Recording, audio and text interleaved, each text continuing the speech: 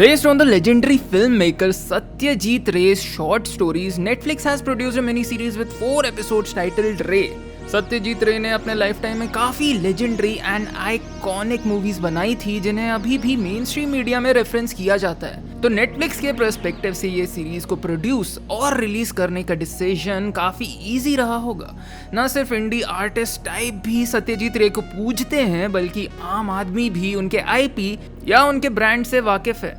वहीं इस सीरीज के रिव्यूज भी कुछ मिक्स ही रहे हैं, जहां मनोज बाजपेयी एंड के मैनन जैसे एक्टर्स को यहां अपनी रेंज दिखाने का पूरा मौका दिया गया है। वहीं सत्यजीत रे की स्टोरीज पे बेस्ड इस सीरीज की राइटिंग को काफी क्रिटिसिज्म का सामना करना पड़ा है। ये सीरीज पूरे 1 महीने पहले नेटफ्लिक्स पर रिलीज हुई थी, पर डिजिटल मीडिया के आने के बाद जो ट्रेंड चला है कि मूवी रिलीज होते साथ ही उसके रिव्यू आ जाते हैं, मैं उस नोशन के साथ नहीं हूँ। For me to take in any art form, especially something like Ray with its avant-garde writing cannot be understood in a single viewing। और चाहे एक ही बार क्यों ना देखा हो, मुझे पर्सनली ऐसा लगता है कि किसी भी मूवी या सीरीज के कॉन्सेप्ट्स को अपने दिमाग में मैरिनेट होने का टाइम देना चाहिए। And I wanted to give my own flavour to reviewing movies, और दूसरे यूट्यूबर से, दूसरे प्रोफेशनल रिव्यूअर से मैं कुछ अलग करना चाह रहा था, which I think is very much needed for my channel.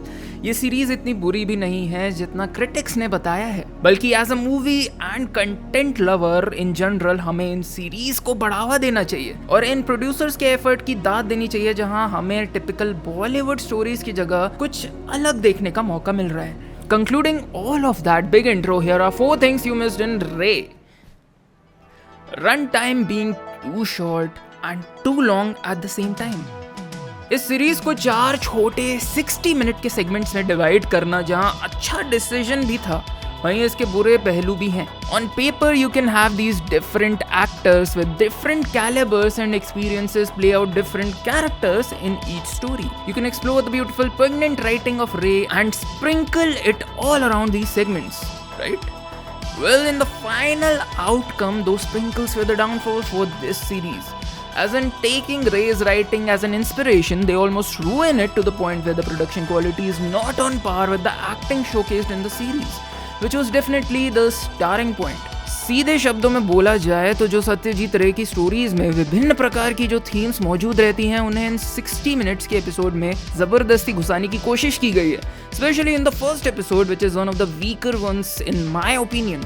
Maybe we are spoiled because of all the content we have nowadays, where the likes of David Fincher and Diwakar Banerjee have been given time to develop their stories by Netflix itself. Episodes जहाँ slow हो जाते हैं वहाँ उन्हें थोड़ी energy की ज़रूरत थी, और कुछ मोमेंट्स में जहाँ पेस पकड़ लेते हैं जब उन्हें एक कैरेक्टर को डेवलप करना चाहिए था। Nonetheless, you can take these stories as more akin to those penny dreadful publications in Britain, by the way, which is a fantastically explored series starring Eva Green. If you haven't seen it, go watch it. Part of me wants to enjoy the series for what it's giving us with its actors and, more importantly, the stories of the legendary Satyajit Ray. But part of me is disappointed with this series because of its potential. It could have been so much better. Production value. Other things which I found to be very distractive was the lack of production value. I mean, series actually बहुत beautifully shoot की गई है, और कहीं ना कहीं directors Abhishek Chaubey, Srijit Mukherjee and Vasant Bala का direction काफ़ी इंप्रेसिव है। The lights, the cinematography, it's actually near perfect. But mostly the stuff like the sound design, quality के मामले में सीरीज के बाकी एस्पेक्ट से काफ़ी पीछे था। सीरीज का सेकंड एपिसोड है बहरूपिया, जिसमें के मैनन लीड रोल निभा रहे हैं, जिन्होंने इस कैरेक्टर के दर्द और दर्दनाक रूप को बहुत अच्छे से स्क्रीन पर जस्टिफाई किया है। इस रोल में कोई और एक्टर होता तो शायद इस कैरेक्टर को ओवर द टॉप प्ले करता, पर मेनन ने इस कैरेक्टर को जिस तरीके से प्ले किया है उसकी वजह से ऑडियंस को इस विलेनस कैरेक्टर के लिए बुरा भी लगता है। Oops, spoiler alert. His character says a lot without speaking too much. वहीं इस सीरीज के लास्ट एपिसोड में when the character अपने गुस्से को मिटाने के लिए गाना सुन रहे होते हैं, which I'm sure सभी ने ऐसा कभी ना कभी किया होगा अपनी लाइफ में। I still remember my bullet for my Valentine days.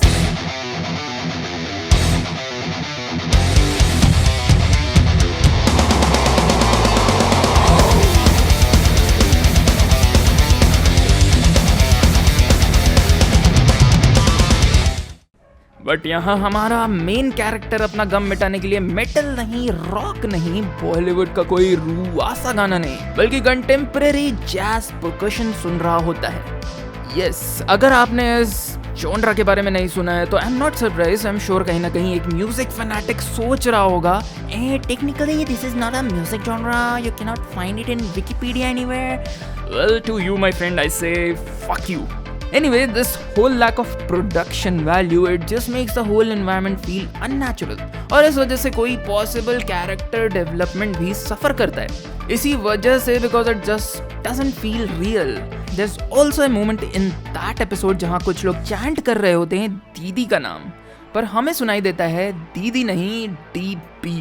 I am sure कि इस प्रोजेक्ट में जिसने भी काम किया है वो इस प्रोजेक्ट के लिए काफ़ी पैशनेट था, but maybe because of the lead stars जो बजट प्रोडक्शन टीम के लिए था वो कम हो गया हो। It's all a speculation from my end, but we can't help but think कि ये एस्पेक्ट भी इम्प्रूव किया जा सकता था। Obsession. The main theme for all the 4 episodes is obsession. In the first episode, the protagonist is a self-centered man who is obsessed with power to get to the top of his field. In the second episode, the protagonist obsesses over his love, which he never received from his family or society. In the third episode, the characters obsess over this watch, which symbolizes success, जिसके पीछे पूरी दुनिया भागती है और जिसके लालच में कुछ लोग कुछ भी कर सकते हैं. In the fourth and final episode, this box office big screen poster boy obsesses over Didi, whose presence seems to follow him around and distracts him from doing his job. I wish, especially in the last episode, that this theme was present but wasn't explored naturally or diligently. जहाँ ये series आज के ज़माने पे based है वहाँ it seems very natural for the character to go online and search about his obsession, right? But still वो ऐसा एक बार भी नहीं करते हैं और as a viewer मुझे ये काफ़ी unnatural लगा and his obsession was used as a plot point जहाँ हमें बस स्क्रिप्ट के पॉइंट A से पॉइंट B तक आना है, फिर चाहे वो कैसा भी हो. Redemption. Every story had its characters go through a proper story arc.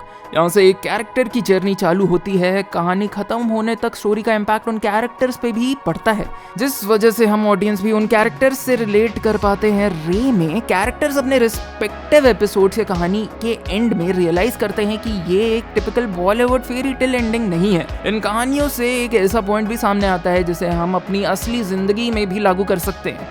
As we should stop obsessing over trying to create a future that simply does not exist now.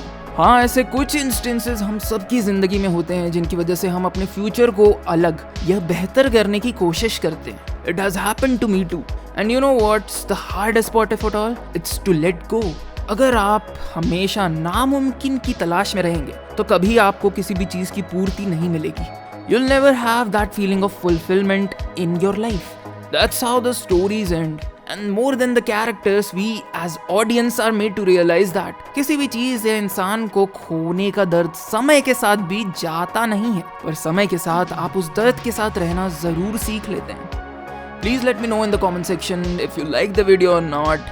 Like, share and subscribe for weekly content. Until next time, this is your friendly neighborhood Benjamin and you stay classy people.